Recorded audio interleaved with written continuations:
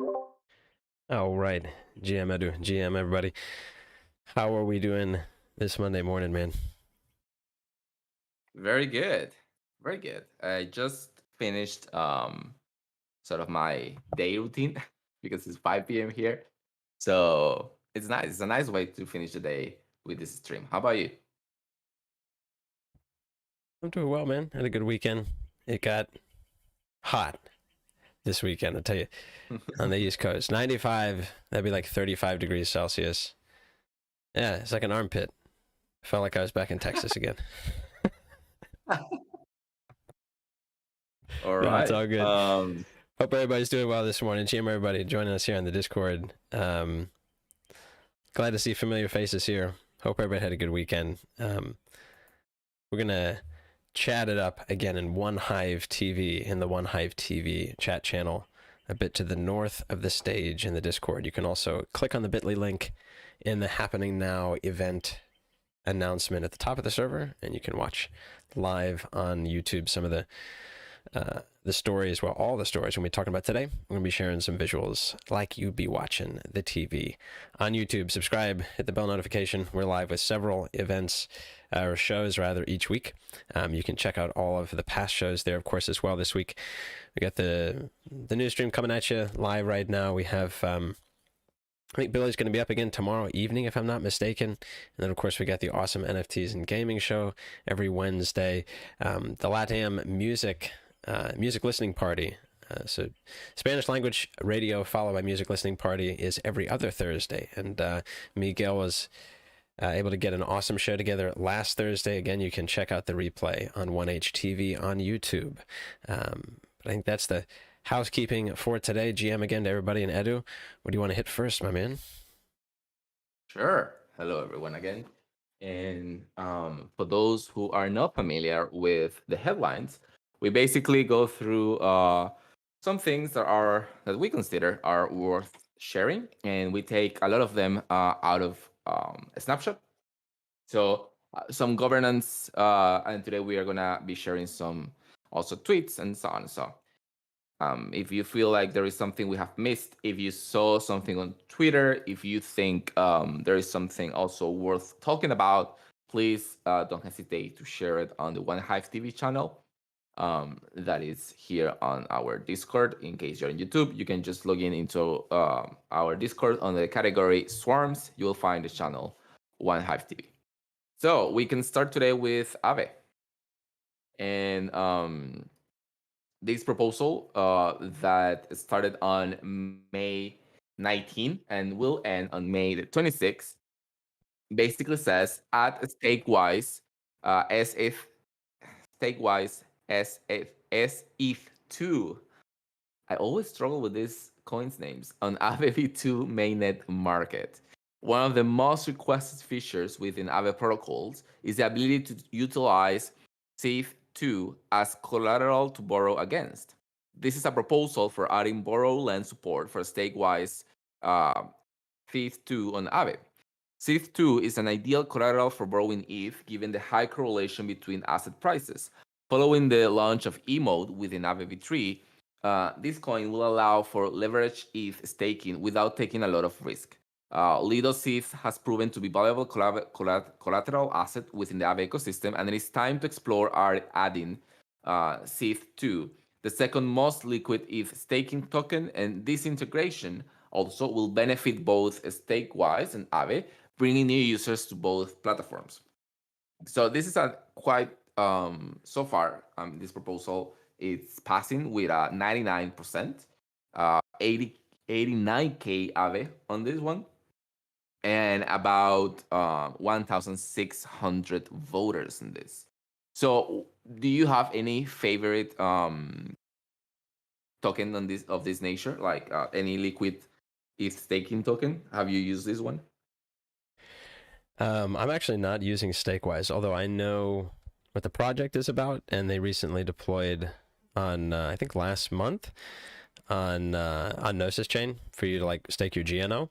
So again, I don't know if people have any specific insights on Stakewise or comments, questions. To my knowledge, it's a reputable staking sort of staking as a service project. I did also show up here on YouTube the Dune, like the analytics page on Dune, that corresponds to the project requesting the use of sETH2 on Aave. These are all the sort of liquid staking tokens, and this is something that is related to what we talked about last week in terms of like relation to Ricochet and staking ETH for in anticipation of the I don't want to use the wrong terminology for ETH 2.0. Like, I'd love to get Billy or other people who have technical knowledge to talk about quote unquote the merge, right? So like people, regular plebs like us, Edu, that are non-technical can actually understand what it means, and it's not just a massive Twitter word salad. But Right. yeah, anyways, this is a reputable project to my knowledge, of course, and they have looks like they have some decent support. There's little opposition, right? Yeah. Yeah. Yeah, there is little opposition, and in the proposal you can see, for example, they even have a question that I really like, which is what is the link between the author of this AAP and the asset? And they answer this by basically saying that Jordan Sutcliffe is a biz dev lead at Stakewise, submitting the proposal on behalf of the Stakewise DAO. And why I don't stake tokens, like that's not something I usually do, so I'm unfamiliar with a lot of the tooling.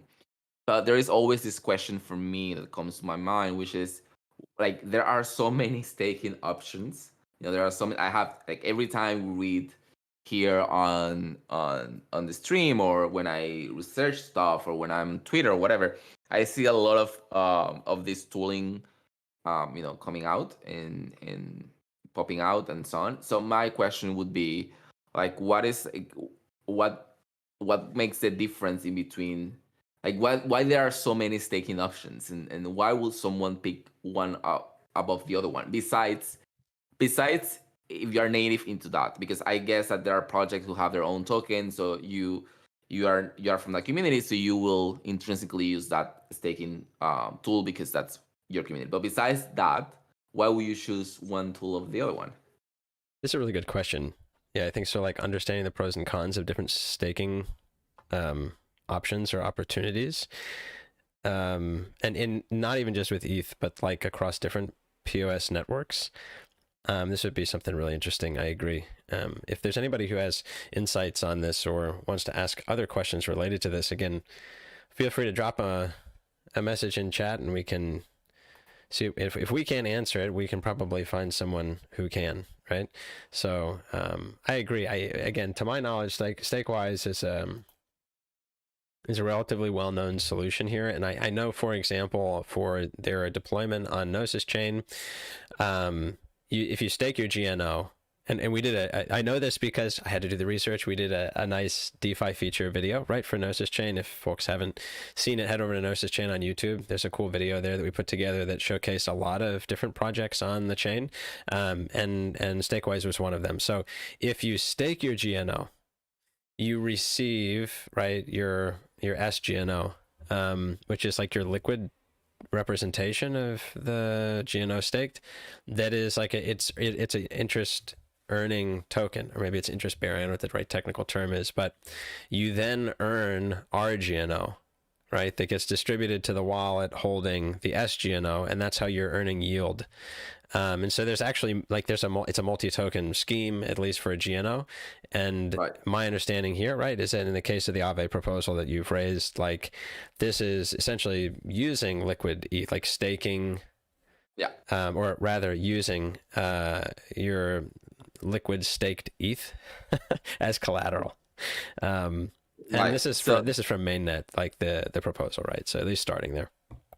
so that's the thing. Like you can have different, because I have seen different rates of yield or different ratios of interest depending on where you are, which platform are you using. But like for me, it's like I see sometimes the numbers, and I'm like, you have to be loaded in order to actually earn something relevant from this percentage. You know what I mean? Like some percentage are like 2%, 5%, 10%. That's like fairly low on my ignorant understanding of things. And no, I mean, I think I'm not going to check here on screen, and people can check out stakewise.io. So like, I'm not going to log into the DApp, but if people are interested in looking, because they have deployments on different chains, and I think the answer to your question, like, it might depend on which chain and what you're trying to stake, but I believe stakewise.io, if you want to do it on Gnosis chain, for example, if you have GNO and you want to stake it, well, the transaction fee obviously is cheaper than doing it on mainnet, but I'm fairly certain that there's either a 10% deposit or withdrawal fee. That's pretty high. I'm just saying, like, yeah, and to your point, you have to, if you're going to do that, I think the returns right now are like 10%. So, you're going to have to be willing to stake it for a year to break even. Right now, if you have it liquid, that sort of changed the game, right? This is part of the equation here that I think we're looking at. But to your point, some of these staking activities, it depends on different variables, right? And different networks, and what's the transaction fees, but then also what are the, what exactly are you doing it for? Are you going to do it, say, on Gnosis chain to try to become a validator because it's easier and cheaper than if you were doing it on ETH for ETH 2.0? Right? Or do you just want to hold a little bit and earn some yield and like stake it because you're bullish long term? And in some ways, if I'm bullish for over, if I'm not even planning to do any leveraging with it or borrowing against it or whatever, it's definitely a good thing to do if you're bullish for a network long term. It might be something to consider. Yeah, I still feel it's sometimes it's so complex, and sometimes I will just wish there exists like some kind of overview, ecosystem overview with very simple data for ignorant people like me who just who says like, if you are in Gnosis, these are the staking places that you can use, and these are the comparison in for why it's better, or why it's better, what makes it different from this other one, and so on. Mainly because I feel like this is something that makes people not access to this kind of stuff, and this is the kind of thing that sometimes people get stuck in with crypto. The fact that there is no bridge into these maybe beautiful aspects of crypto that you can earn by staking and all this stuff, but people don't know that it exists. It seems complicated to them. There's a lot of terms thrown at you, and I feel like it would be so nice to have like this very simple, the same way when you go to, and I'm sorry, I will bring this example, but when you go to the bank and they're like, oh, if you're a kid, and they explain you like these things like, oh, if you put $10, you will have $11 by the end of the year, so it's very simple.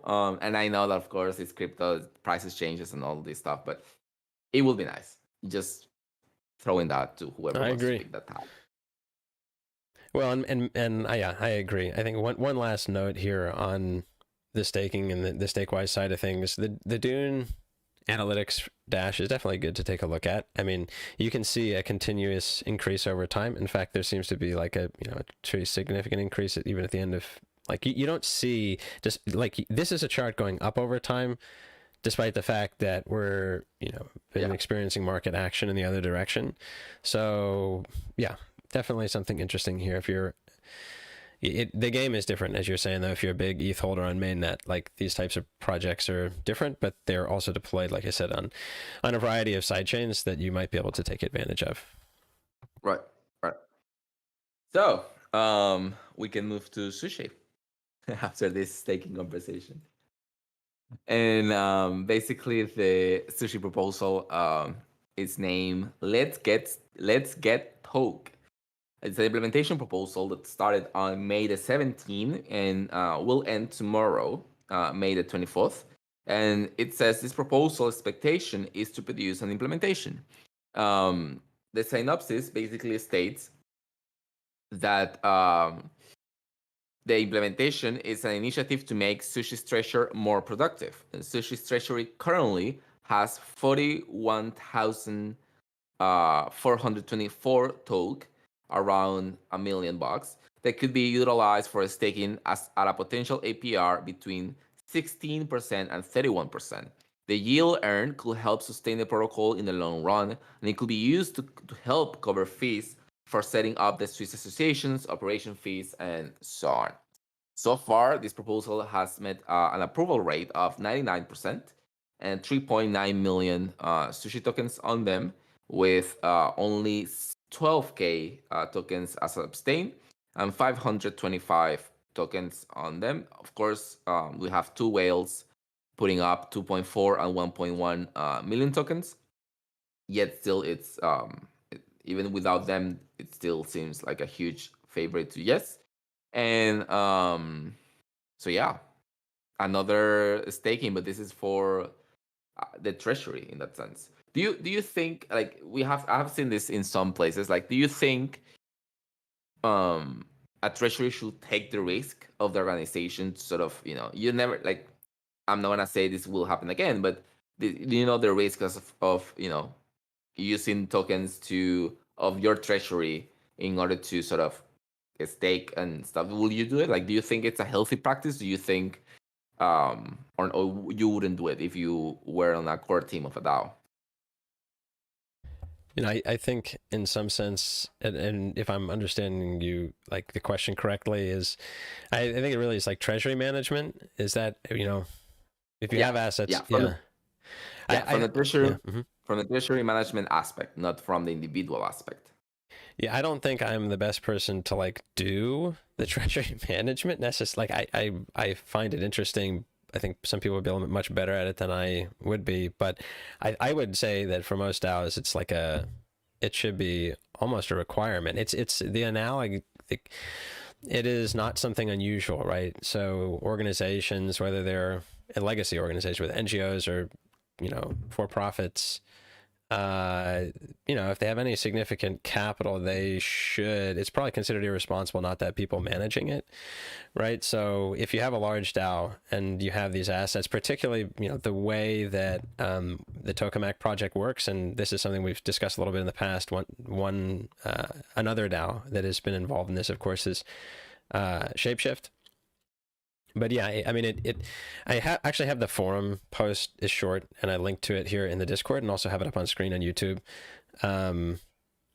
Without getting into like the details on Tokamak, there is this, it explains the process. They would stake the token, allocate votes for reactors, which is weekly voting, and then you direct the liquidity to SushiSwap. So this liquidity that's being referred to here, you can earn yield by staking it, but you also are a player in the game, essentially. And Tokamak, what Tokamak does is enables projects to deepen their tokens liquidity pairs with USDC and ETH.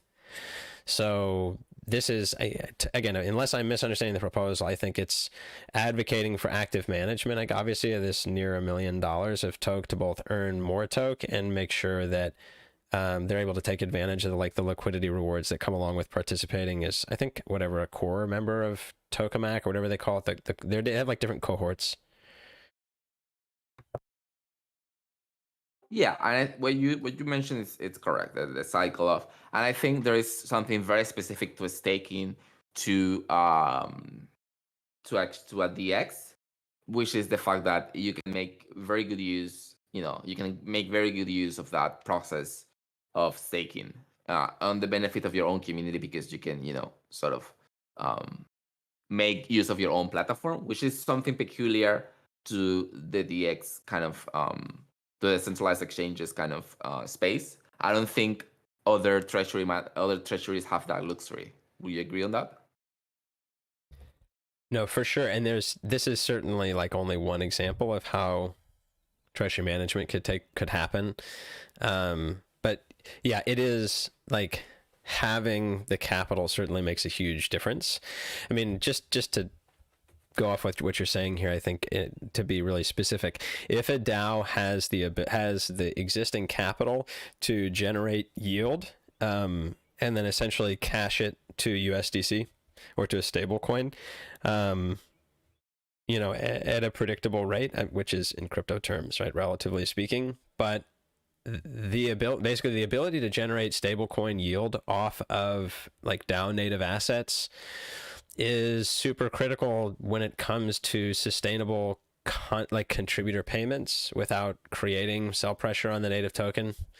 So this is something that Shapeshift is working on specifically. I know we had this story on Sushi, but I imagine they're, everybody wants to position themselves to be in that sort of place where you can have quality, high fidelity contributions and contributors, and compensate them in some combination of your native token and a stable coin, because otherwise, if you're just paying in purely Fox or in Sushi, you're creating this sell pressure that we've discussed before, and with the likes of Bankless and the bank token price and all this.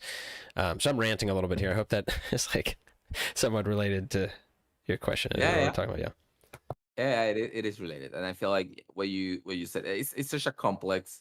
Like, I feel like this is like we are at this point where we are tiptoeing so many options and so many possibilities for the ecosystem that it's always at the same time a learning experience for everyone who has to go through this because of the lack of sometimes documentation or the lack of what we talked about a few minutes ago. But at the same time, it's a learning experience because if you manage to, find your space and find the way it works for you or a treasury that works for you, then you got that solved. And I think I think it's interesting. So thanks for the clarification on that. And then we can move on to Gnosis DAO. So Gnosis DAO have a few proposals. Let me check. So they have three proposals at the moment. Yes, they have three proposals. The first one would be GIP 41, and it's a question. And should Gnosis DAO partner with Giveth to increase sustainable liquidity? The proposal seeks to have a mutual token swap to create a 1 million USD equivalent shared liquidity pool of 500k GIF, the Giveth token, and 500k GNO of Honeyswap, meaning the Gnosis chain token. This proposal, so far, that it will end tomorrow, by the way, it's approved with 131 GNO and 99% approval. Around 600 voters on this proposal, and it's very simple. It's just a partnership. I actually have used Giveth quite a lot. It's one of these things that I started using at the beginning of my journey here in the Web3 space, and I just use it because it was the way that my work had set up things. So I would receive my compensation using Giveth.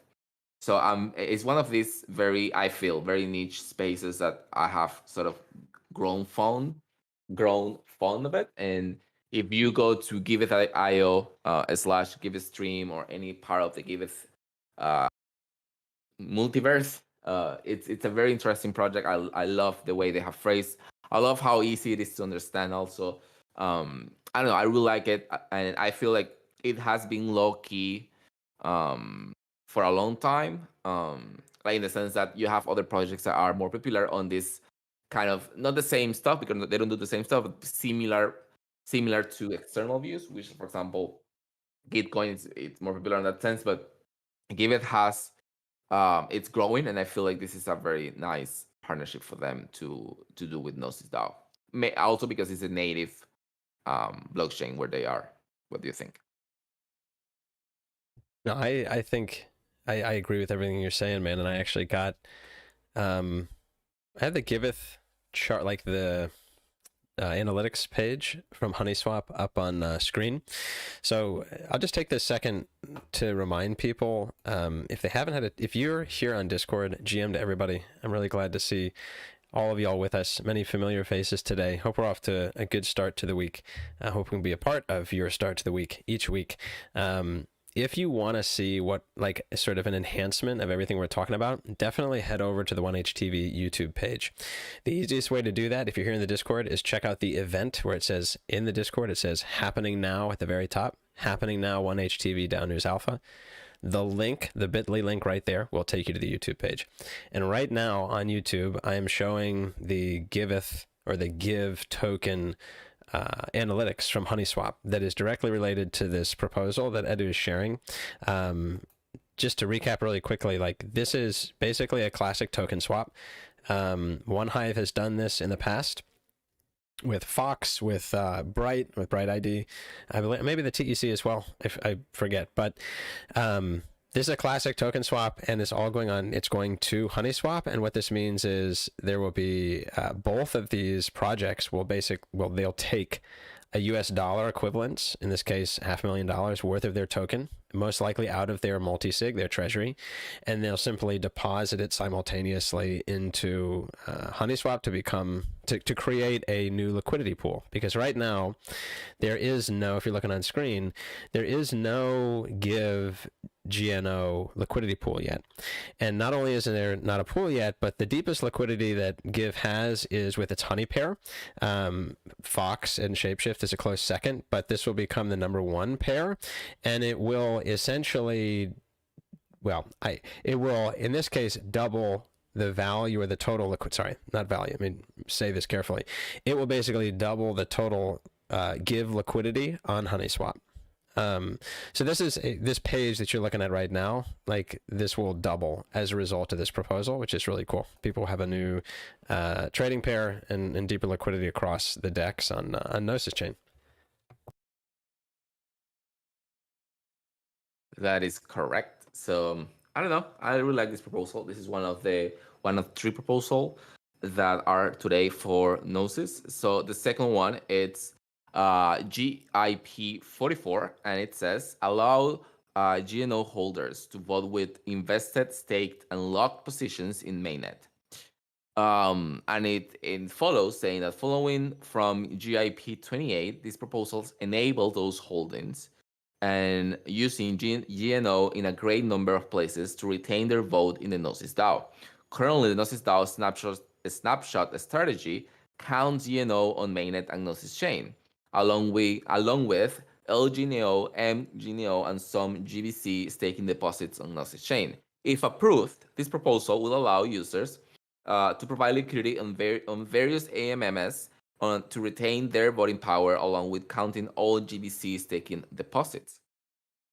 So this proposal that started on also May the 17th and will also end tomorrow.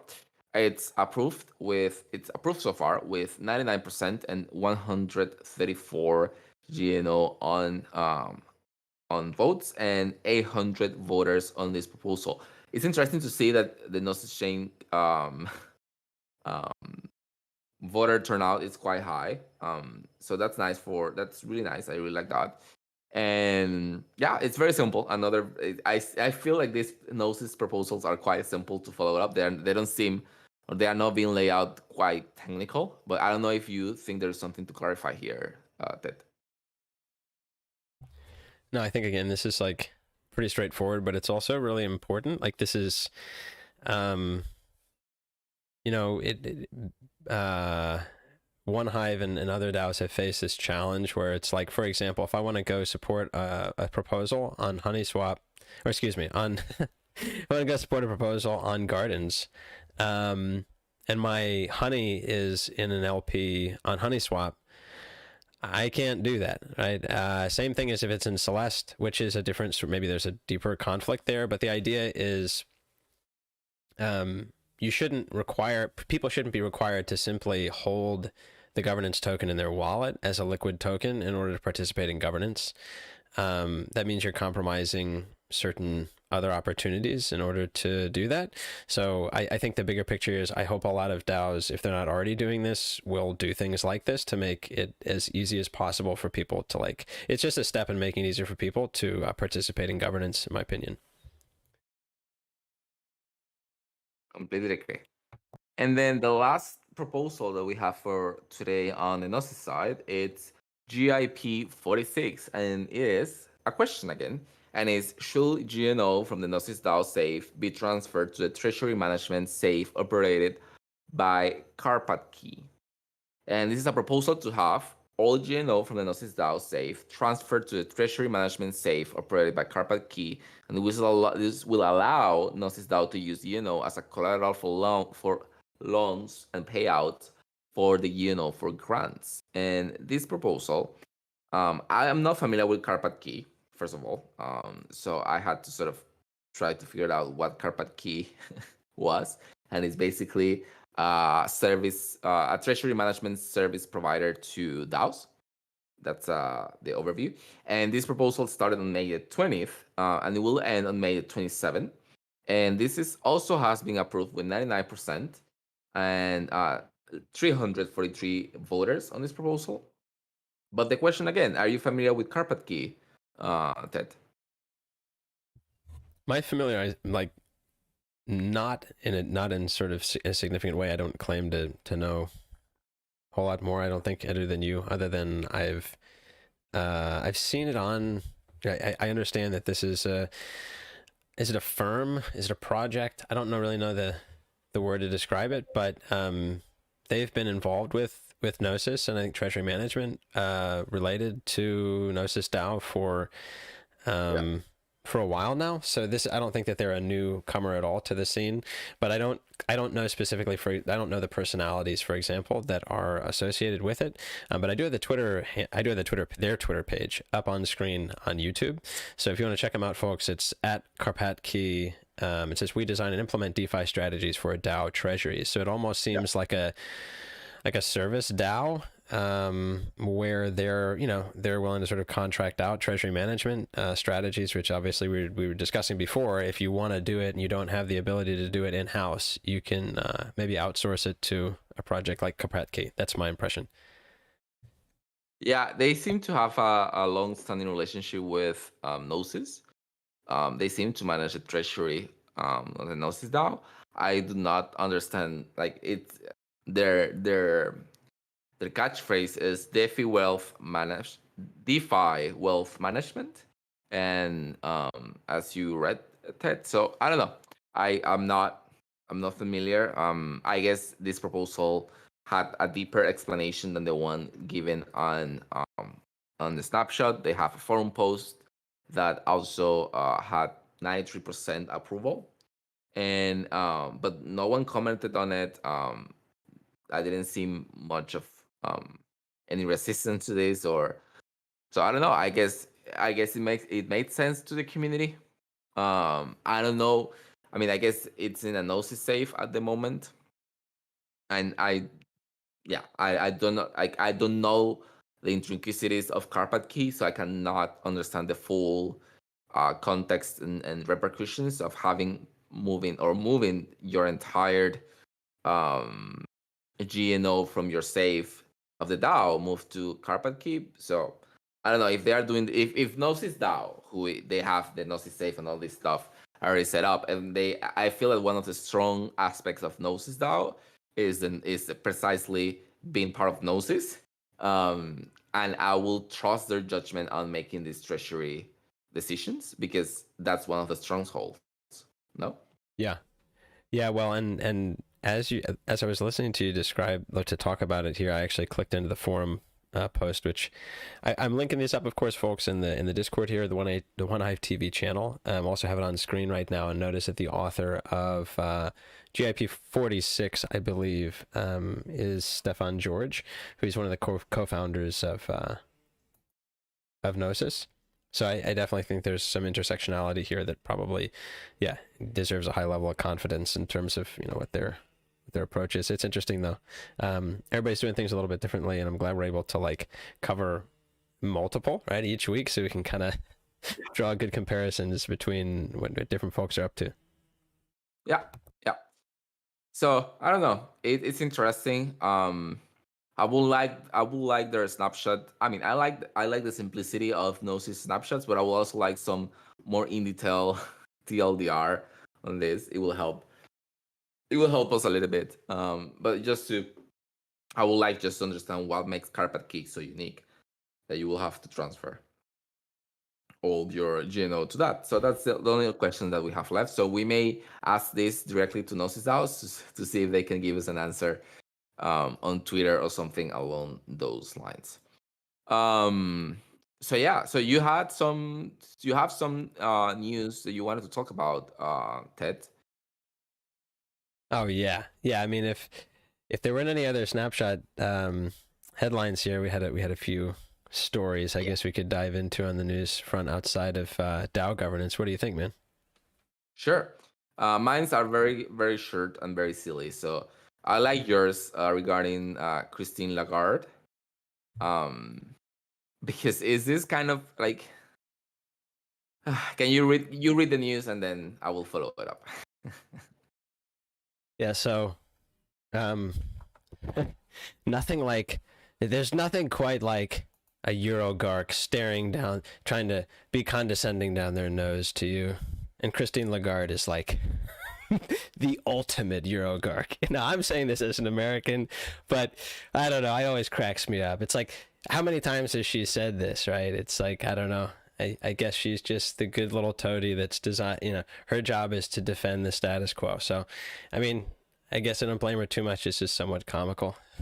Christine Lagarde says crypto is worth nothing. Everybody, dump your bags ASAP. Christine Lagarde, crypto's going to zero.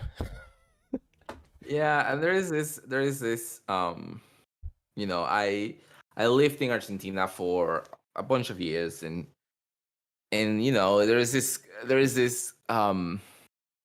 conception coming from usually the people in the economic power and the people who tend to be quite conservative, that the real money, the real coins are the ones who have real value. And then I remember living in Argentina and seeing how when I arrived, a can of Coca-Cola will cost 3 pesos, and by the time I left, it will cost 8 pesos, and nowadays it costs around 30 pesos. And the level of devaluation that coin has, and it happens across many places. So it's funny for me that she says this, that says crypto is worth nothing, when there are many tokens that will have a better has had a better run than the Argentinian peso, for example.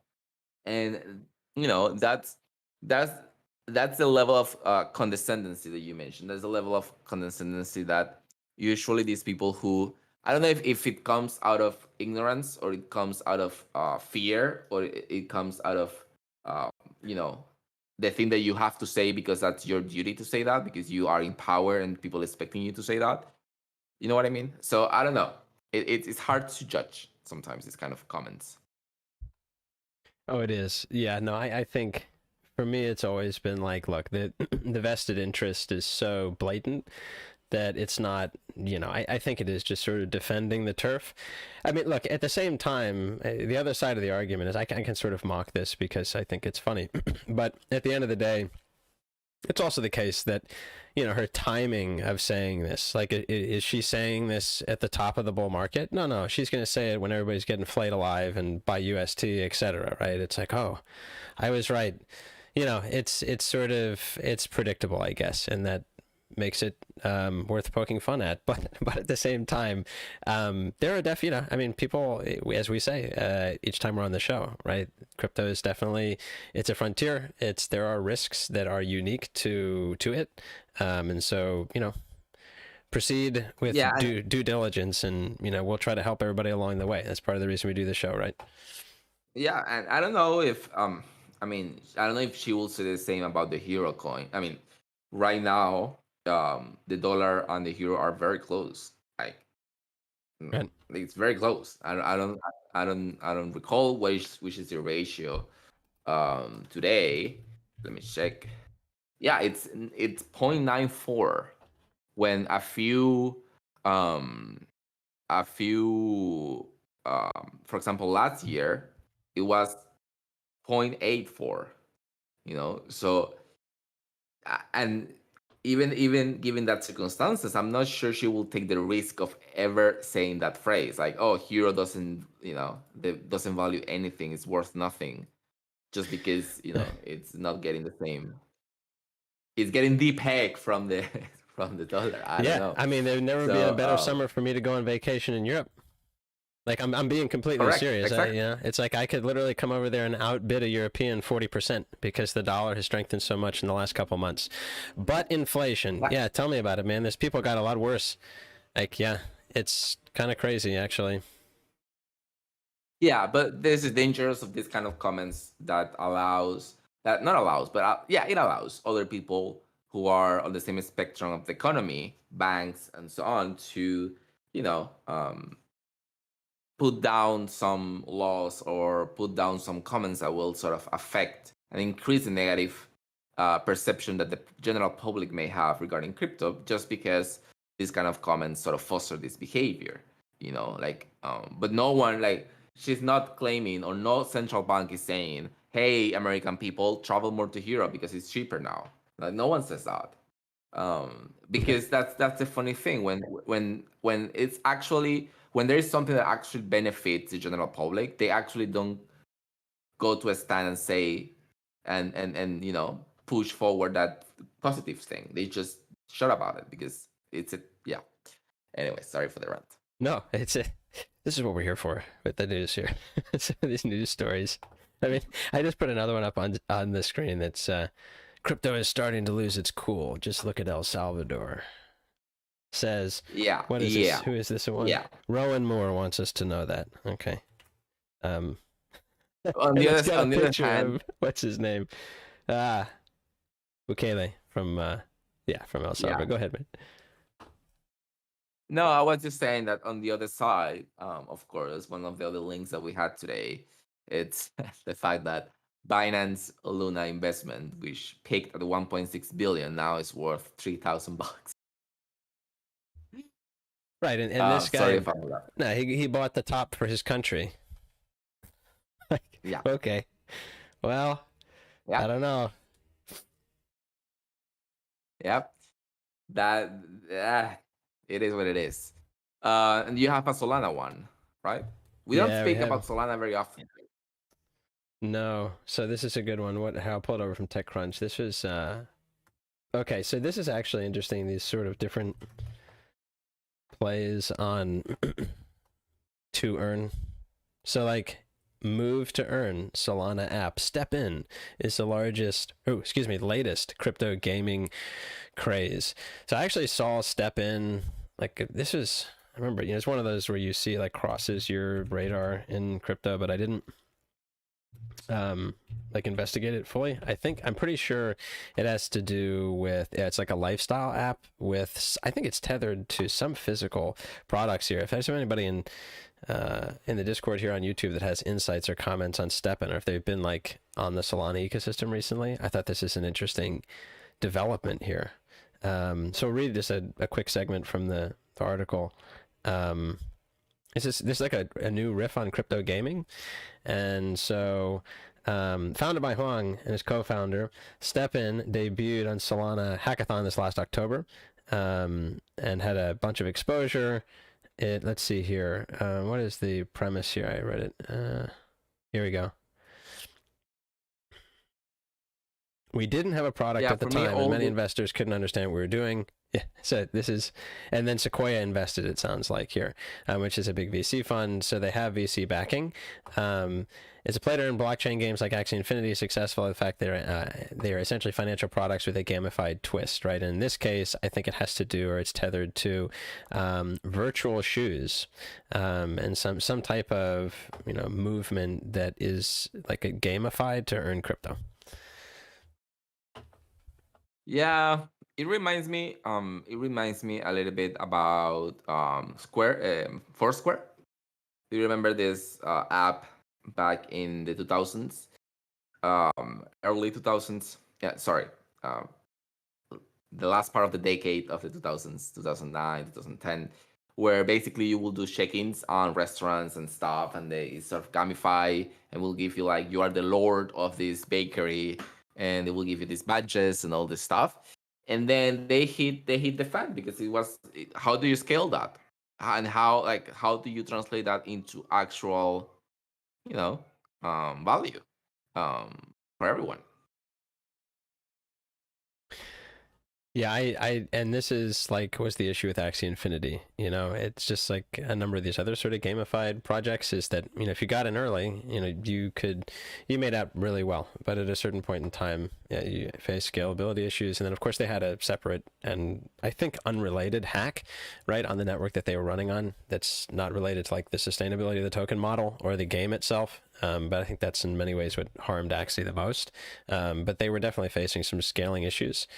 Did you ever participate in Axie? Oh no. I like this. Yeah, no, not in my case. If you go to the Steppen kind of roadmap, you will see like that they start in August and where they are in the second quarter of 2000 of this year, and you will see a little bit about what they have like expected for the third quarter to have a rental system. That's an interesting aspect, and to have an online marathon in October, that is also interesting. Um, and they launched through the IDO, however you want to call it, IDO model, and which is very used in gaming in the past month.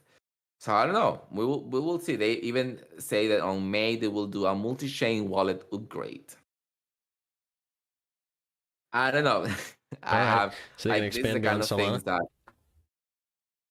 yeah, it seems like these are the kind of things that I don't again it seems to me like a little bit about Foursquare, this kind of things that seems nice. It's the craziness like Pokemon Go, everyone sort of it's the first one, so everyone jumps into that because it's new, because it's interesting, and then after the craziness, people are like, okay, what are we doing with our life with doing this? So we'll Yeah, I see how mean, this follows. well, I remember this is what caught my attention again. It pumped. It like is on Coinbase, I think, and it had some serious run up. I think when did it go? I'm on CoinGecko right now. If you're watching on YouTube, so they have a record going back to March of this year, and yeah, it did. Well, it's launched around 10 cents and went up to $4. Nice. Yeah. Okay. Yeah. And I think that's part of the reason so it pumped. The ticker is GMT. We're back down to $1.50. They Yeah. have over 500,000 followers on Twitter, so I'm going to assume that some folks that have joined us today on the stream have heard of this project before. We have over 238 people. That is like double what we had last week in here. So GM to everybody. If there's anybody that has heard of Steppen, is bullish on this, nobody's early. It's kind of what I'm trying to say. Like, it'll be interesting to see where the project goes.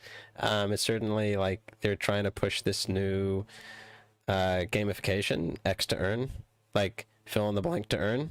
And look, Here. if some project that manages to like, there are compromises everywhere, right? But this idea that you could use tokenomics to incentivize people to just move more, like in general, like physically move more, that's highly interesting to me. Right. I don't know enough about this project to be like, oh, this is the one that's going to do that, but the concept is definitely interesting. Yeah, it's funny because if you see the copyright, it says that the name of the company is Find Satoshi Lab. And they say that the inspiration it's inspired by Australian bushfire in 2021. They wanted to create a project to contribute to carbon neutralization. The idea started to get a clearer shape after they saw the success of the GameFi, and they gave it a little twist and they changed the game mechanism from play to earn to move to earn, where games profit is decided in a DAO manner with a minimum 10% goes to carbon reduction. And so it's a mobile game players game token for each step they move. Game token can be earned either passively or actively, and governance token can be earned after player hits max level.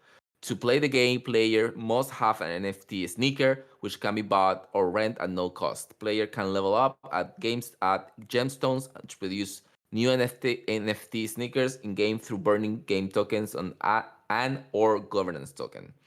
Players can participate on online marathons to compete for top ladder positions and get rewards, or spend energy to do a power run to not only to not only earn game game / governance tokens, but also achievements and NFT badges.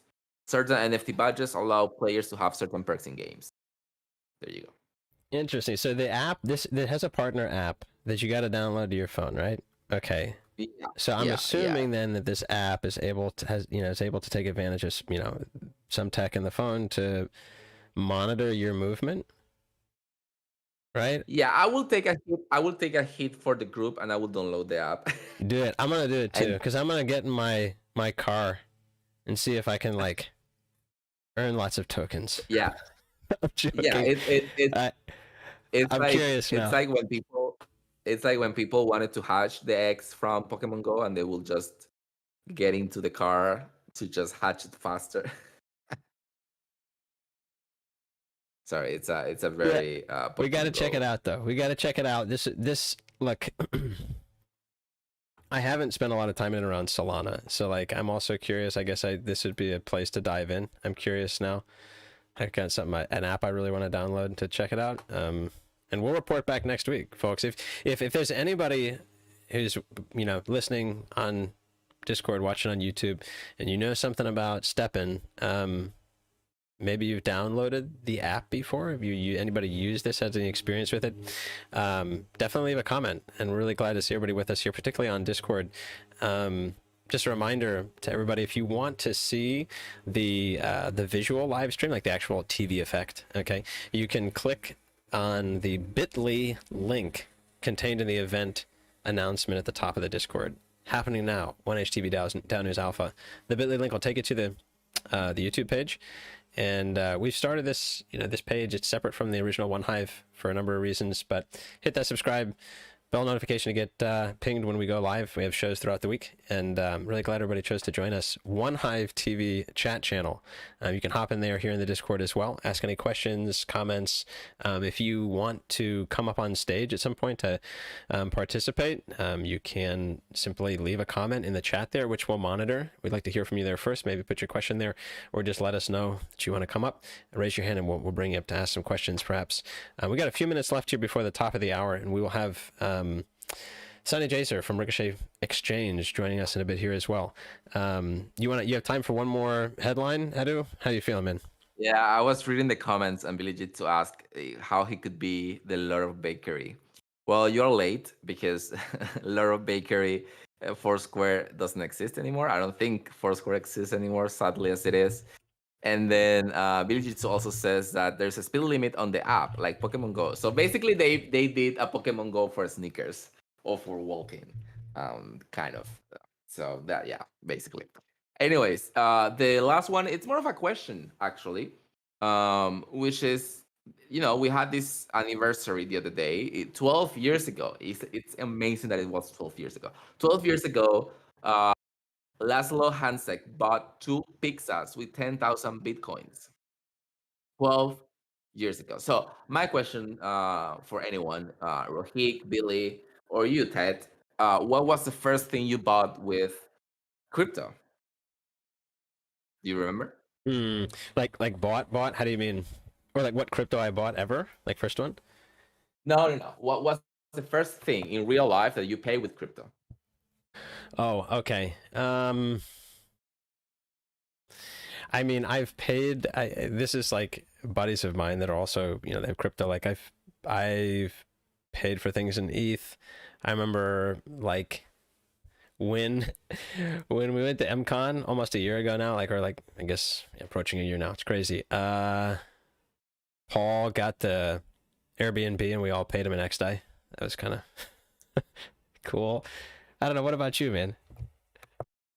Um, so I remember 2 years ago, 2019. Wow, 3 years ago, 2019. I bought with ETH. I didn't know about any other coin at that moment. I only knew about ETH.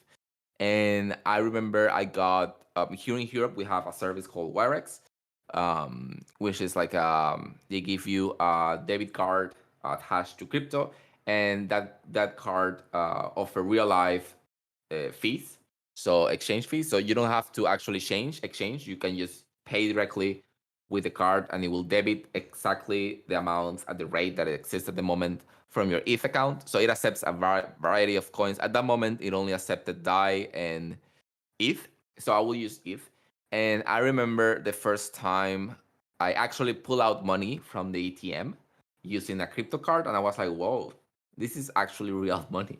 And then I remember the second time very clearly when there was this pump of ETH when it went from $400 to 1,000 the first time. And I remember not checking my account for like 15 days or something, and then suddenly having, you know, tripled the amount that I have. And I was like, what's going on? And I remember I was going to buy Christmas presents to friends to a Japanese store called Muchi. And that was a really happy moment that I found out that. So I remember those two times that I, bought something with crypto, thinking, there was this fear. The fear that they say. There's this joke that it says that no matter how who you are, there is always this underlying feeling of what will happen if my card gets rejected. So I had that fear when I first paid with crypto. I was like, oh, is it gonna pass? Kind of question. Yeah, it happens, right? And that was sort of like the first time I used a crypto.com. Like, I don't know if anybody on the stream has used the crypto.com, like the prepaid visas that they have. But like, I remember the first time I used it, I was like, I hope this shit works. And I know it's Visa. And now, of course, it's like, it works after you use it and you have confidence in it. But to begin with, I knew it was like, this is a prepaid Visa, but like this sort of intersection with crypto just made it so, you just have a spidey sense. It's like, maybe it's, maybe it's not going to work. And then it did work, and it's worked ever since, and it's been fantastic, actually. But Yeah. there's always that moment of trepidation. Yeah. Yep. But I learned my lesson because that was a custodial wallet. And now I learned my lesson to never use a card attached to a custodial wallet. Anyways, that's Yeah. it for today. Right on, man. Well, it's been great to chat. I think we got some good news to share with everybody over the course of the first hour here of our show. As always, folks, if you just arrived, you go to the One Hive TV channel here in the Discord. We're going to have an active chat there. You can find links to all the stories we've been talking about and that Ed has reported on this week. But you have an excellent rest of your Monday, man, and we'll see you soon, Edu. Thank you. And by the way, I think this is the highest turnout of people that we have had. 240 people in Discord. I don't know in YouTube, but in Discord it is. So thank you so much, everyone, for being here. I'm seeing some amazing NFT profile photos that I would love to shout out later on. So, anyways, thank you so much for joining. Looking forward to see you all next Monday. Take care, Ted. Take care, Edu. Appreciate you, man. But we're going to go ahead and take just a quick break here for about 2 minutes, and we're going to get Sunny Jacer up in just a minute to share all about Ricochet.Exchange with us today. So if you're looking forward to learning more about that project on Polygon, definitely stick around. Again, just a few minutes here. Make sure you click on that bit.ly link at the top of the Discord, the event notification. It'll take you over to our YouTube page where you can see some great on-screen visuals and get the full TV effect while you're listening. GM to everybody, and we'll be back in just a few minutes.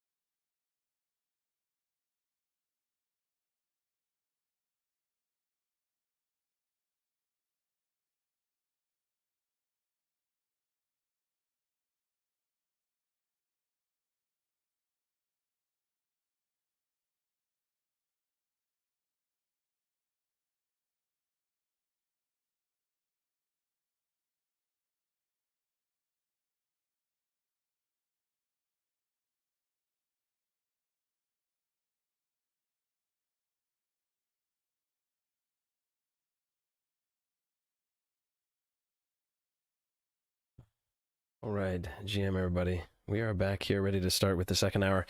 Glad everybody is joining us on this Monday. Welcome everybody if you're listening here on Discord, if you're tuned in on YouTube as well. And welcome Sonny, man. How are you doing this Monday? I'm doing good. How do I sound? Hey, you sound clear. Perfect, man. No issues. Hello? Hey. Awesome. Yeah, I'm doing well. Really glad to see this awesome turnout on what's a Monday afternoon where I am, and excited to be talking about Ricochet. Yeah, man. So where are you located, Sonny? I'm out in Philadelphia, northeast of the United States. Right on. Yeah. Right on, man. I'm just down in Northern Virginia. Cheers, East Coast. Okay. Both Eastern time. That's cool. Yeah, man. I actually just drove through there the other day, so. Oh, yeah? You come up 95? Good place. Yeah, exactly. That is the road.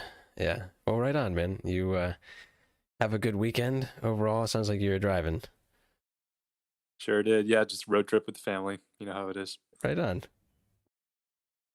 Well, very good, man. It's great to have you with us today. And yeah, we have a great turnout on the Discord in particular, folks. We will be showing the website and the docs, and we'll have maybe a little bit of time to check out the app as well, of course, on screen. So if you want to see what we're talking about as we're talking through it, see maybe a brief orientation, some stuff that you want to check out yourself, head over to our YouTube channel, 1HTV.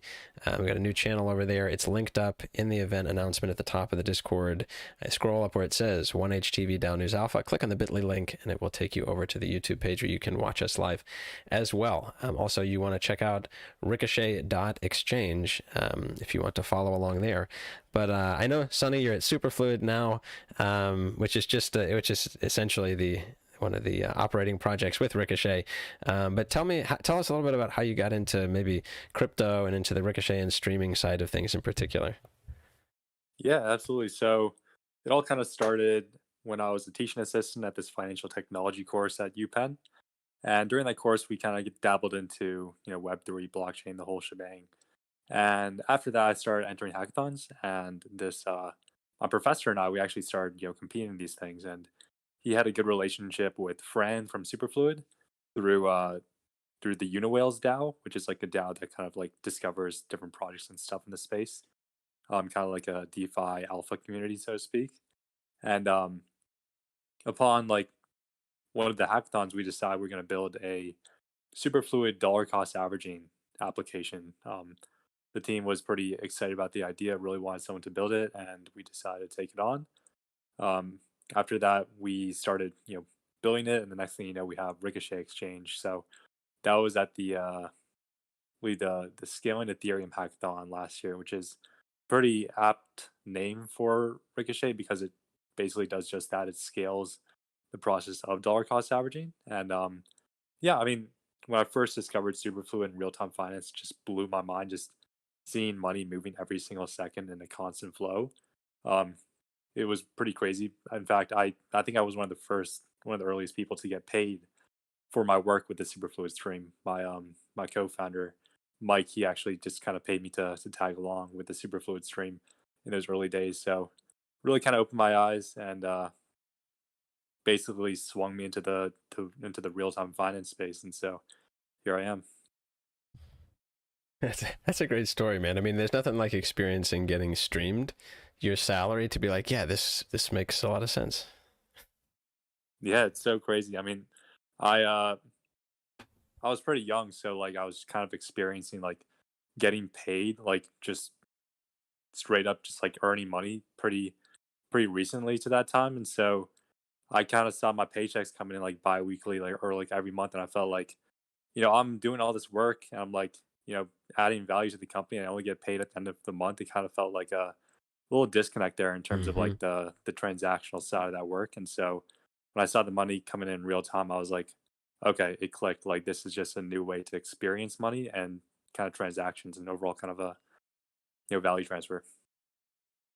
Yeah, and when we've been using Superfluid for the TV project for like the last 6 months or so, and for the core contributors at least, and I think it simplifies things. It's certainly better if you're the one, if you're a contributor receiving compensation. But on the administration side, it also is easier, right? You just have to sort of top up the contract on a regular basis. It's like even easier than batch transactions, I feel like. Yeah, it makes life very easy. It reduces what I call transactional upkeep.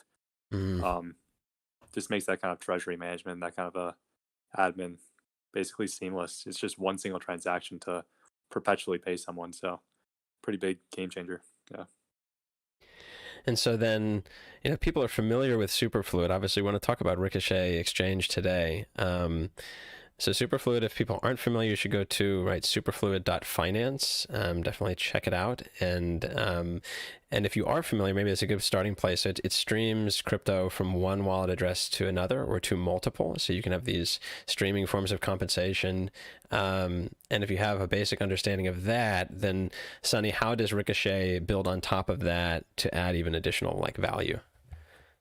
Yeah, absolutely. So Ricochet is basically a way to invest with superfluid streams. So you think of superfluid streams as a way to move money in real time. Well, Ricochet is a way to invest in real time, right? So say I want to invest, say, 100 USDC per month into Ethereum using Ricochet's Rex Market decentralized application. I can basically stream to that Ricochet Rex Market dApp, and at the rate of my choosing, so say 100 USDC per month. And that Rex Market dApp will, every 30 minutes, take the USDC that I've streamed into the contract, swap it to the Ethereum I desire, and then send it back to me. And so essentially what you have is like non-custodial, very rapid dollar cost averaging. So a couple things here.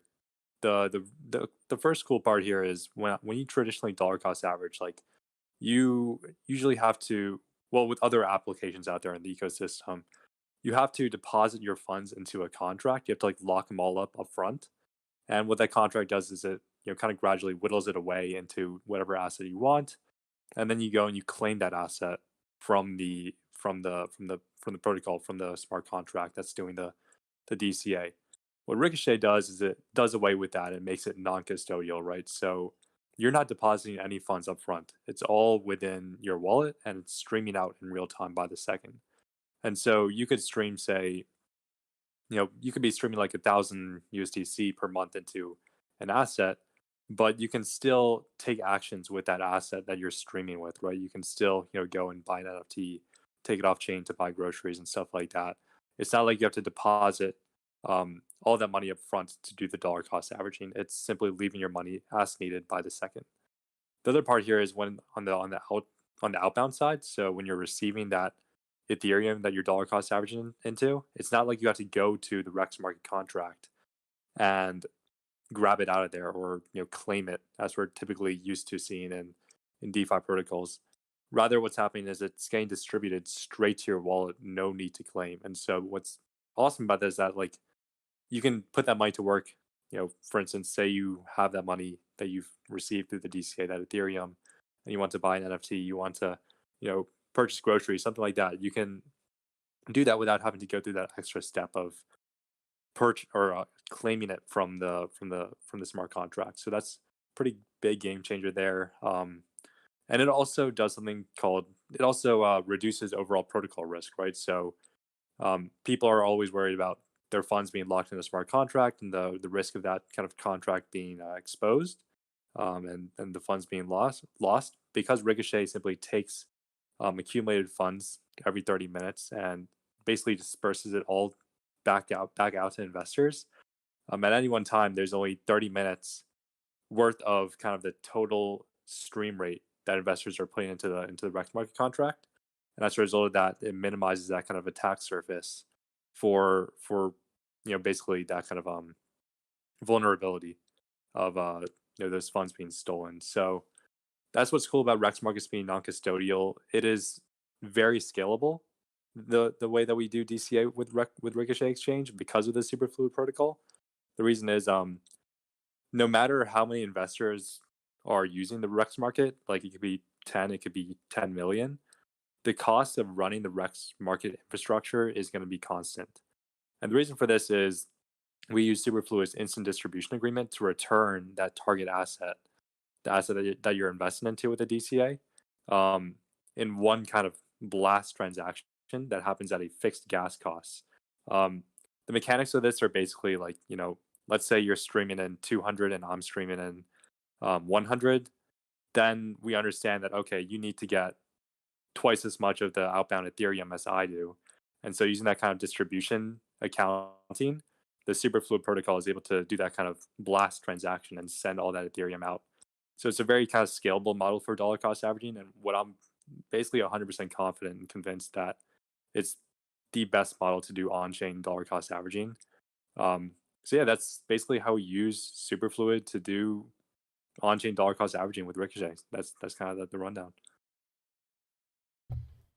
Superman. Like, and I before we move on to some of the other products, I just wanted to ask a little bit more about the reduction of, risk through this 30-minute interval. And so, but before we do that, I just want to make sure that people understand, if you're not familiar with DCAing, just to make sure everybody's clear, right? This is dollar cost averaging, which means that you're buying, say, if you have a stable coin or if you have fiat, right, and you want to dollar cost average into crypto, you'll buy it on a regular interval. If you're doing DCAing right now, maybe share a little bit about that in chat. If you got questions as we go along, always feel free to ask them. If there's something that is even better than this tactic, right? This investing tactic, is to automate it and then do it through streaming. And this is what's the difference here, is that you can, instead of having to say, okay, I'm going to remind myself to buy once a week, which typically leads to, we all know, looking at the chart and being like, well, you try to time your entry or whatever. Like, it seems to me that a tool like Ricochet really helps through automating your DCAing. You're removing yourself from the equation. So it seems like it would make it more effective, just like on a human psychology level. Mm-hmm. And yeah, consistent. 100%. Right? It helps you basically diversify away price risk, right? Instead of putting all your eggs in at a specific price or a specific time, you're buying at every single price. And so as a result, you're basically kind of removing your emotions and your kind of desire to kind of react to different changes in the charts and the prices, and just accumulating pretty much. And it's a pretty good strategy, especially in chaotic times such as these. If you had lump sum invested LSI'd at the start of the year or earlier, or around a couple of weeks ago even, you would have gotten smacked. And if you had been dollar cost averaging, that kind of risk surface would have been significantly minimized, and you'd be in a much better position. Right on. I'm a big fan, and I'd love to hear more about future chains, but I'll save that till later. We operate on Gnosis Chain, and I at the same time obviously share about this with the contributors of the project. I think a number of them are taking advantage of Ricochet on Polygon. But as far as like the risk and the attack surface, as far as smart contract risk is concerned, if I'm on the app, just to make sure I understand the process, right? If I want a DCA, if I have USDC in my wallet and I want a DCA into ETH, first of all, I have to be on Polygon. So folks, if you're listening, you haven't used it before, we're going to walk through quickly. If I have USDC on Polygon, I want a DCA into ETH, I'm going to have to approve for the use of the USDC, and then I'm going to have to wrap the USDC, right? That then is going to be used to buy Ether. But then that Ether is going to be sent to my wallet on a 30-minute interval, meaning there's no need to unwrap. Is that accurate? Right. That's accurate. There's no need to claim that Ethereum. There's no need to basically like go to the Ricochet contract and ask for it. In terms of unwrapping, what you're receiving isn't pure Ethereum, right? It's the Superfluid enabled version of Ethereum. Okay. Basically, like we take the token ticker, so WETH, and then we add like an X to it to symbolize that it's what we call a super token, which is basically like a Superfluid enabled version of the token. So you'll receive that, and if you want to kind of receive the actual Ethereum from it, and say deposit an Aave or do regular WETH stuff with it, you would unwrap it pretty much into its regular form. So. Yeah. Got it. Okay. And you do that, can you still do that unwrapping through the Ricochet, or do you have to do that on Superfluid? It's a general function on the tokens contract, so you can do that Cool. on the Superfluid dashboard, and the Ricochet app also has a wallet tab on the left that you can just go to, and you can do it natively inside the app. So yeah, both sides. Cool. I got it. Okay. And then you can use the same DCA approach to liquidity providing on the Ricochet app as well, right? Right. That is a really, really cool product. It currently didn't experience enough usage to make it into our latest version of the DApp, but it exists, and I'd love to talk about it. So basically, it lets you dollar cost average the way you would into Ethereum or Bitcoin on our regular kind of Rex market contracts, and basically dollar cost average into staked sushi LP positions. So the product is called Rex LP, and essentially it does the same exact thing.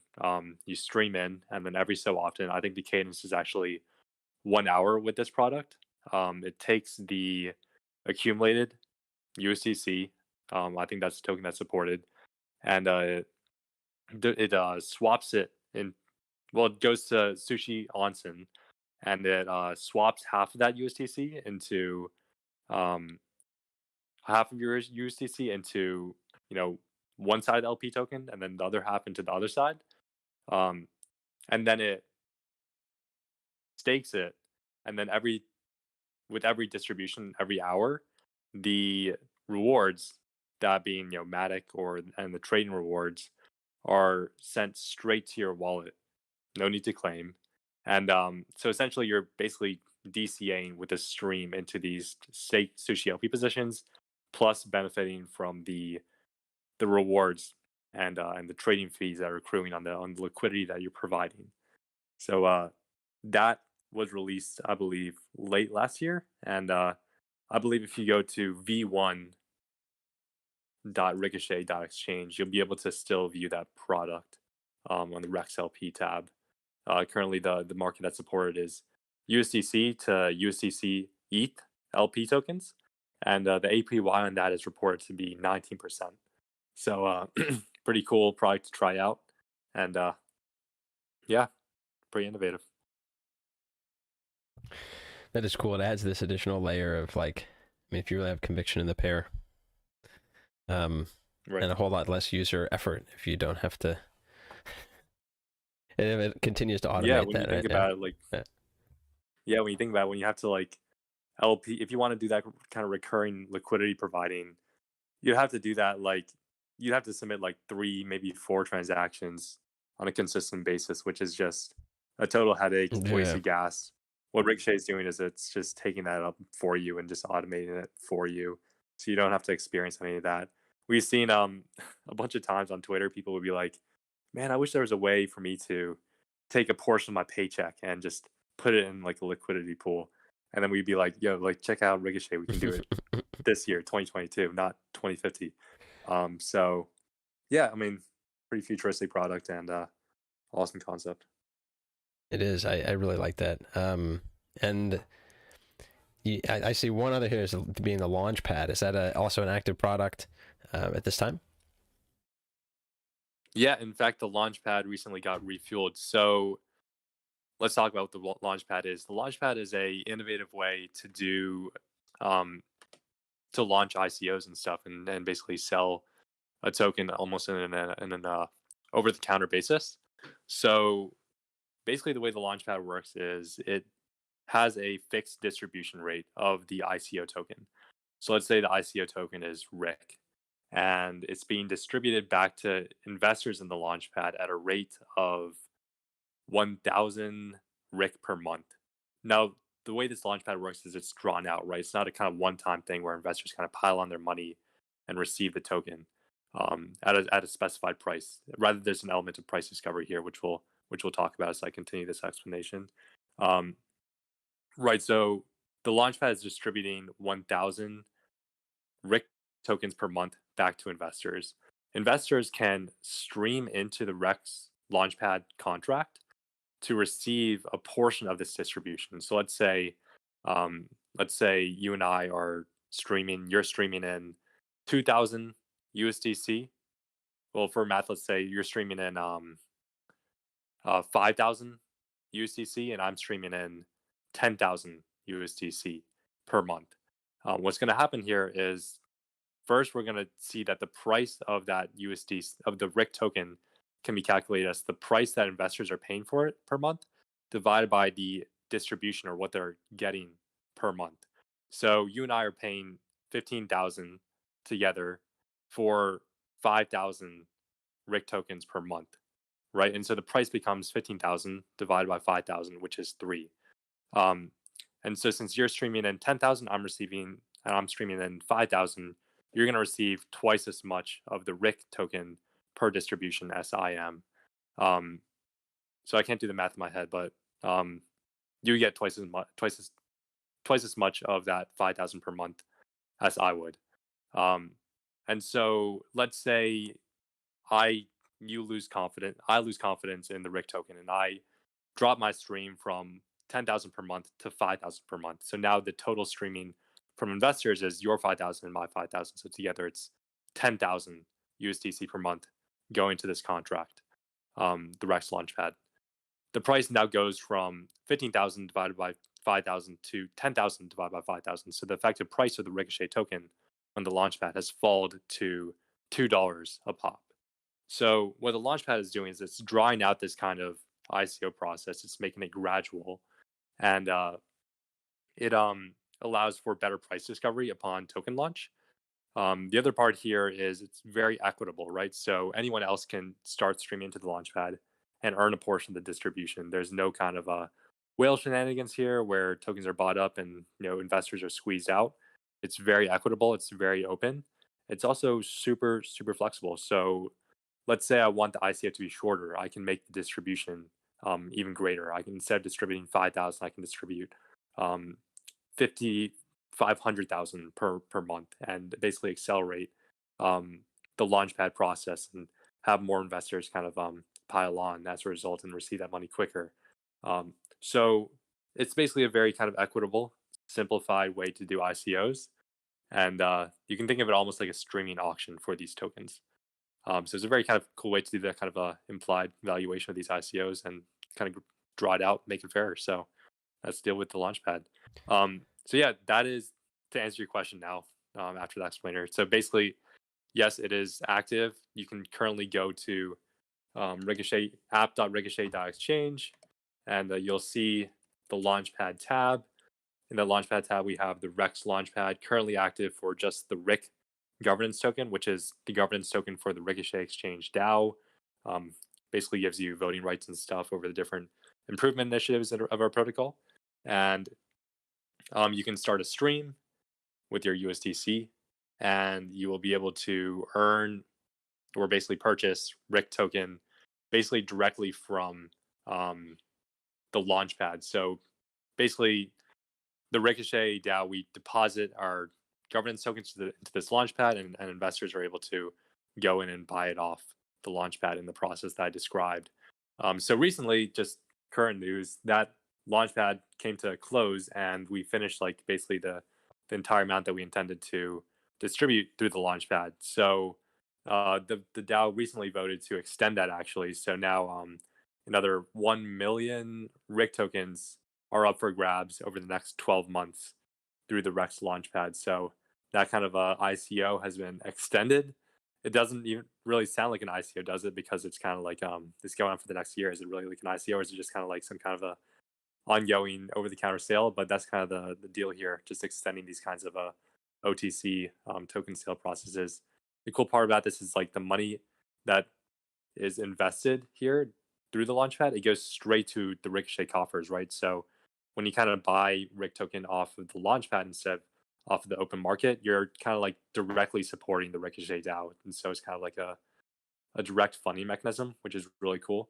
And yeah, that's kind of the deal here with the Launchpad. Obviously, it's currently just being used for Ricochet, but it could also be used for various other DAOs or organizations that are looking to do ICOs. So if you're interested in doing an ICO with the Rex Launchpad, and it's a good idea to you, then definitely hop in the Ricochet Discord, and I'm sure they'll hook you up. Yeah, man. This is streaming money Legos. This is really I dig it, man, for sure. And so just to be clear and reiterate a bit here, there, like if well, let me put it this way. It's the total amount of the token that is put up for sale rather than like, or can you set a duration as well? Like, so if you're a project that wanted to put your token on the launch pad, what are some of the parameters that you can tweak? Yeah, you can tweak that, the distribution rate. So like I said, like instead of like 5,000, you can make it 50,000 or whatever. Um, the other parameter that you can tweak is just the amount of tokens that you're distributing. So let's go back to the example of like 5,000 RIC being distributed to investors on the launchpad per month.